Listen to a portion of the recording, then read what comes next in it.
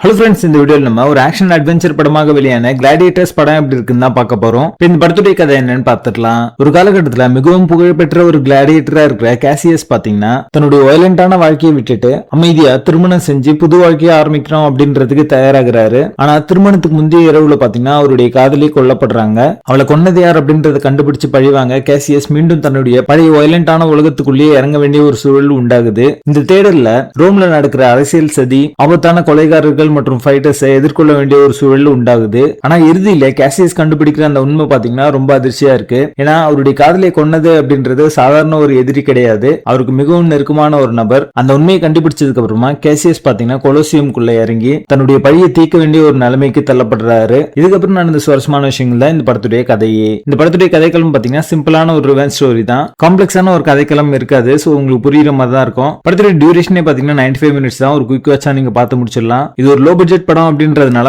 Action சீக்வன்ஸ்லாம் பிரம்மாண்டமா இருக்கும் அப்படின்ற மாதிரி எதிர்பார்க்க முடியாது. ஷார்ட் ஃபைட் சீக்வன்ஸ் எல்லாமே ஒரு ஆவரேஜான என்டர்டெயின்மெண்டா இருந்துச்சு அப்படின்னு சொல்லலாம். படம் ஆரம்பிச்சு முடிகிற வரைக்கும் இது ஒரு லோ பட்ஜெட் படம் அப்படின்றது ஒவ்வொரு ஃப்ரேம்லயும் தெரியும். சிஜி ஒர்க் எல்லாமே இது படமா சிஜி தான் பண்ணிருக்காங்க அப்படின்றது தெரியுது. படத்துடைய கதைக்களம் ஆல்ரெடி உங்களுக்கு தெரிஞ்ச ஒரு கதைக்களம் தான். படம் ஆரம்பிச்சு முடிகிற வரைக்குமே இதான் நடக்கும் அப்படின்றது நீங்க ப்ரெடிக்ட் பண்ற மாதிரி அமைஞ்சிருக்கு. இந்த படத்துல ஒரு கேரக்டர் டெப்தோ கனெக்டோ பெருசா இருக்காது. கிளாடியேட்டர் படம் மாதிரி இந்த படம் இருக்கணும் அப்படின்னு எதிர்பார்த்தீங்க அப்படின்னா உங்களுக்கு ஏமாற்றம் தான் மிஞ்சும். படத்துடைய பேசிங் ஆவரேஜா இருக்கும். இந்த படத்தை பார்க்கலாமா வேணாமா அப்படின்னு கேட்டீங்கன்னா ஸ்கிப் அப்படின்னு தான் நான் சொல்லுவேன். படத்துல அதற்கான இருக்கு. இந்த படத்தை நீங்க ஃபேமிலியோட பார்க்காதீங்க. கிளாடியேட்டர்ஸ் படத்துக்கு எங்களோட ரேட்டிங் 3 out of 10.